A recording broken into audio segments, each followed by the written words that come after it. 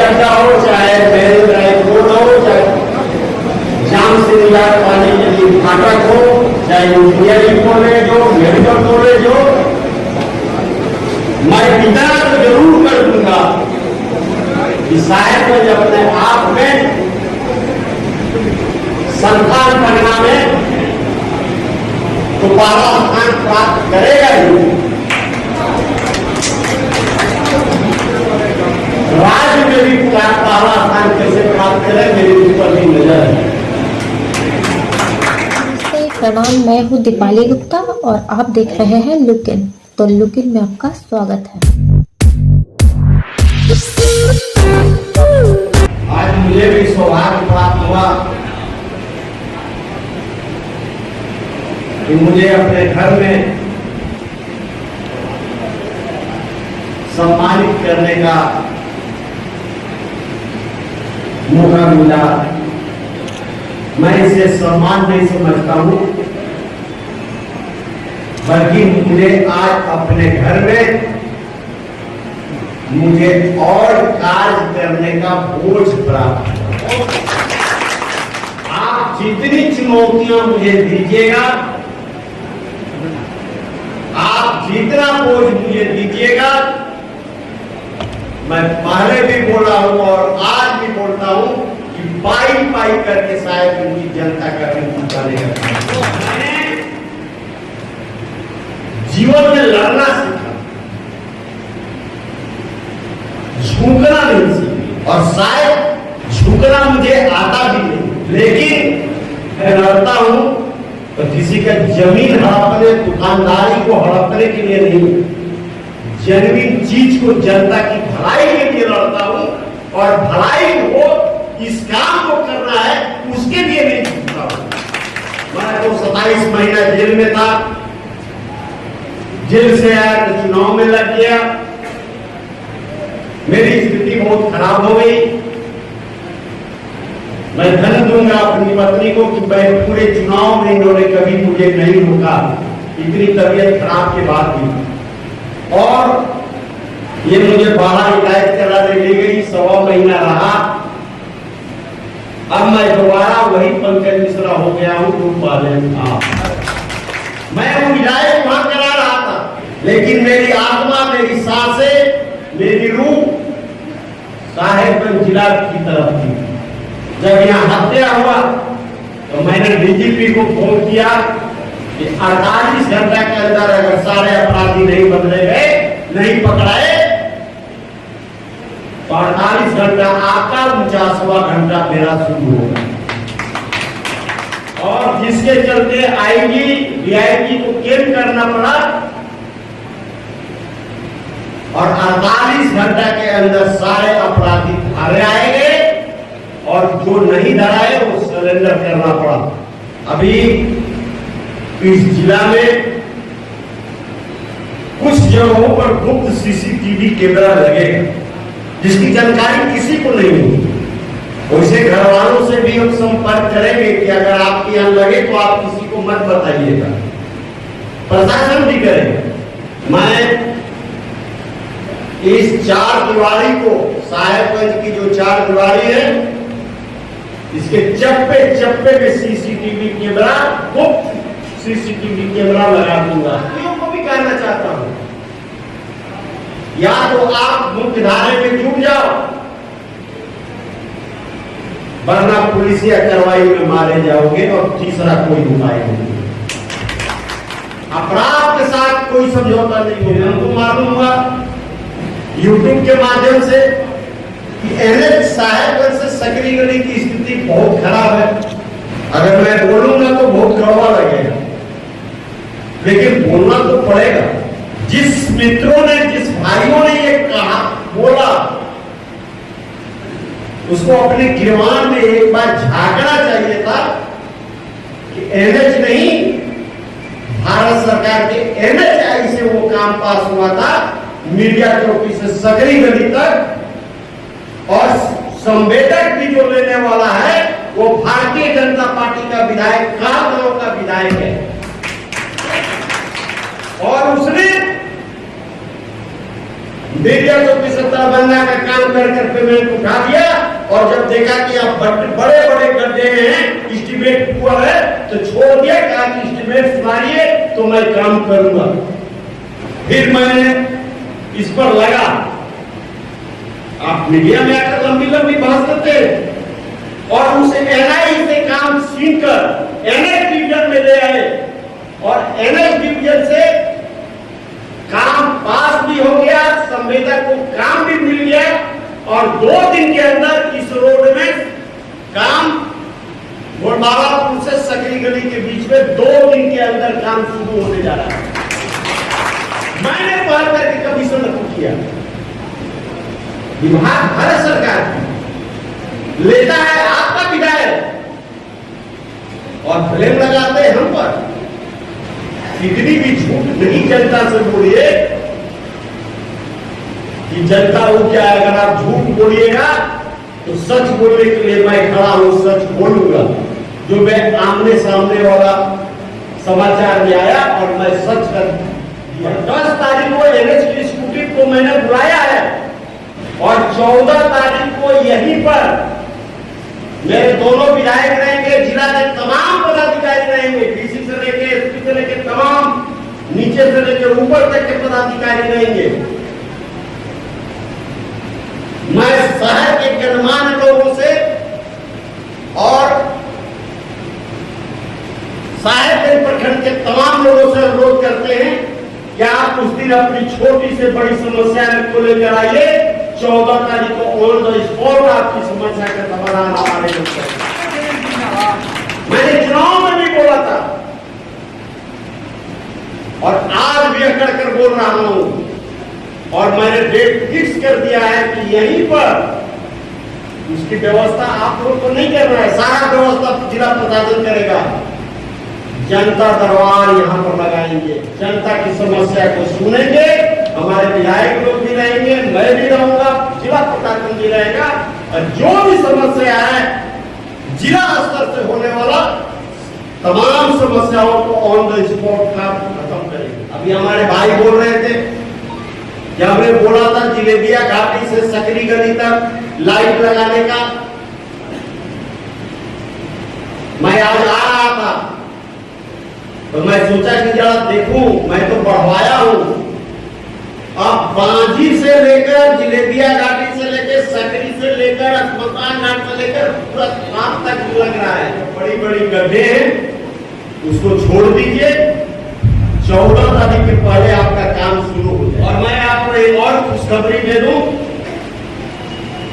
मैंने तो 950 करोड़ का आपको रिंग रोड, मेरी ड्राइव रोड दिया हूं, गंगा जी के किनारे किनारे। आपको मालूम भी है सेंक्शन हो गया 950 करोड़ का। लेकिन उसके साथ दोहरी खुशी है कि पूर्वी फाटक और पश्चिमी फाटक में भी ओवरब्रिज सेंक्शन करा। मेरी ड्राइव गंगा नदी के पुल से जुड़ेगा, सकरी तक जाकर मिलेगा, और ये दोनों तरफ भी ओवरब्रिज बनने जा रहे हैं। लेकिन इस बीच में फिर कोई बहरूपिया है और बोलेगा कि मैं तो 10 साल पहले इस बात का क्वेश्चन उठाया बात करने के लिए, और मेरे पहल पर हुआ है। धन्यवाद है उसे आदमी को कि 10 साल विधायक रहकर नहीं किए, और हराने के बाद आगे अगर आपके पहल पर काम होता है तो भगवान करे कि यहाँ की जनता आपको जीवन भर हराते रहेगी। अब राजमहल में गंगा नदी के पुल का दिसंबर की कैबिनेट में मैं बाहर बैठा था, और पास कराकर भारत सरकार को भेजा गया। ये कहते हैं कि हम भिजवाए थे, तो 14-15 में क्या भिजवाए थे? भाषण छोड़ दिए। उसमें भेजाया गया था कि गंगा नदी पर पुल बने मानिकचक के राजभवन के बीच में। भारत सरकार तैयार नहीं हुआ। इस बार प्रस्ताव भेजाया कि राजमार्ग से मानिकचक के बीच में गंगा नदी पर पुल बने, जिसमें 60% झारखंड सरकार पैसा देगी, 40% भारत सरकार पैसा दे, तब भारत सरकार के गड़गड़ी की तैयार हुए और प्रस्ताव पास किए कि गंगा नदी पर पुल बनेगा। इतना झूठ बोलिएगा, यहाँ जनता मूल है क्या बोलिएगा? आपने विधानसभा में क्वेश्चन उठाया है, मैं भी बोल रहा हूँ उठाया है, और उस समय की सरकार भेजी थी जिस प्रस्ताव को खारिज कर दिया गया था। अगर करेंगे हम आवाज, तो मैं तो यही आशीर्वाद दूंगा और साहेबगंज की जनता से भी बोलूंगा कि आप यही आशीर्वाद दीजिए कि भैया 10 साल रहते तो कुछ नहीं किए, हारने के बाद अगर काम होता है तो भगवान करे आप जीवन बढ़ाते। मैं तो दावे के साथ कहता हूं कि main in drive road 950 crore रुपए की सेंक्शन हो गई है, कैबिनेट में आने वाली है। सारी टीम आई थी, डीपीआर बनाई है, डीपीआर बनकर चला गया है, अगला कैबिनेट में या कहीं भी कैबिनेट में पास होगा, टेंडर होगा, काम घबरा गई दोनों फाटक पर। ये भी डीपीआर बन रहा है, इसमें थोड़ा भी विलंब है। मेन ड्राइव में तो उनका डीपीआर बन गया, इसमें अभी देरी है, लेकिन दोनों जगह बनेगा, 30 के पहले बनेगा। मैंने ही घोषणा किया था साहेबगंज जिला में हवाई अड्डा बनेगा, मैंने घोषणा किया था। 50% काम पूरा हो चुका है, जमीन रिकवरी करने का, पैसा दिलाने का, और मैं आपसे 30 तक का वादा किया हूं, हम 29 में ही यहाँ से उड़ा देंगे। ये तो सौभाग्य है आप लोगों का, आपके मुख्यमंत्री इस जिला के हैं। आपको एक नई खुशखबरी हो गई कि पार्टी के सुप्रीमो, पार्टी के अध्यक्ष भी आप ही के जिला से हम काम करते हैं। आपकी जो छोटी छोटी समस्या है, नाली की समस्या, बिजली की समस्या, बिजली अधिक बिल की समस्या, पानी की समस्या, रोड की समस्या, विधवा पेंशन की समस्या, वृद्धा पेंशन की समस्या, जो भी जनता से जुड़ा हुआ छोटी छोटी समस्या है, आप 14 तारीख के जनता दरबार में आप छोटी छोटी समस्या को रखिए, ताकि आप इस समस्या के समाधान ऑन द स्पॉट वहीं पर होने का काम नहीं। आपके यहाँ मेडिकल कॉलेज और इंजीनियरिंग कॉलेज भी बन रहा है, और बात भी सही है, मडरो प्रखंड में बन रहा है। दोनों चीज, मेडिकल और इंजीनियरिंग। और खुशी की बात बता देता हूं, हमारे कुछ बड़े बड़े उद्योगपतियों से बात हो रही है कि आप यहाँ उद्योग लगाइए, लेकिन थोड़ा पेच फंसा हुआ है। आप लोग सोचिएगा कि पेच पैसा में पेच नहीं फंसा। हमारे कहने का मतलब ये है उस उद्योगपति के साथ कि 60% यहाँ के, 70% यहाँ के लोकल आदमी काम करेंगे, 30% आप इस राज्य के बाहर को लाइए। वो 60% देने के लिए तैयार है, अपना 70% लेने के लिए तैयार है। मैं उद्योग का विरोधी नहीं हूं, लेकिन जमीन हमारी, पानी हमारा, कोयला हमारा, सब कुछ हमारा। हमारे घर के लड़के जाएंगे गुजरात कमाने के लिए, गुजरात में पिटाएंगे, गुजरात से उनकी लाश आएगी। अब गुजरात वाले यहाँ से लूट कर ले जाएंगे बॉम्बे वाले। ये मेरे रहते तो नहीं है, साहेबगंज को तो सभी ने लूटा। हमारे यहाँ का लोगो उठ गया, हमारे यहाँ का फ्लावर मिल उठ गया, जो पहले के व्यापारी थे दाल का, सब लुटा के सब उठ गए। मैं सभी से आह्वान करना चाहता हूं कि आप आए, सुरक्षा की 200% गारंटी देने की जो पहले भी कहा था, आज भी कहता हूं, आगे भी कहूंगा। हमारा कोई मकसद नहीं है चुनाव लड़ने का, मैं जीवन में कोई चुनाव नहीं लड़ूंगा। अगर बिना बने ही हम जनता की सब सेवा कर दे, तो जनता चुनने वाला जनप्रतिनिधि का नाम लेगा कि मेरा नाम लेगा? बताइए। कोई भी आदमी भूमाफिया हो या कुछ भी हो, शंकर भगवान के साथ सांप, बिच्छू, गोजर, चंगोजर सब चलता है, नेता के साथ सब चलता है, लेकिन जमीन होगा हम वही काम करेंगे।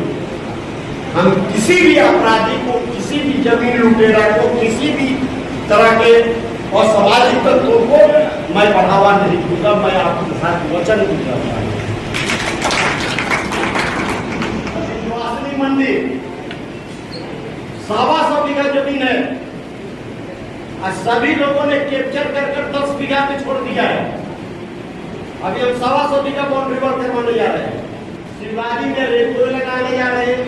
साहेबगंज से गोविंदपुर,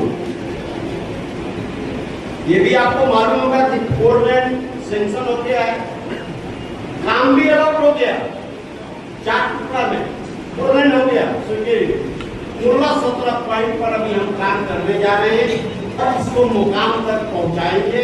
आकर अपनी पढ़ाई लिखाई किया और इतनी बड़ा सम्मान आप लोग दिया, इसके लिए मैं अपने दिल की गहराइयों से आप तमाम लोगों को पुनः एक बार प्रणाम करता हूं। जय हिंद, जय Bharat. Eastern Jharkhand chamber of commerce and industries Sahebganj की ओर से आज के कार्यक्रम के मुख्य अतिथि श्री पंकज मिश्रा जी और श्रीमती पंकज मिश्रा जी, जिनके आने से हमारे कार्यक्रम की शोभा बढ़ी, उनका कोटि कोटि धन्यवाद। सभी का बहुत बहुत धन्यवाद जिन्होंने अपना बहुमूल्य समय आज के कार्यक्रम में दिया।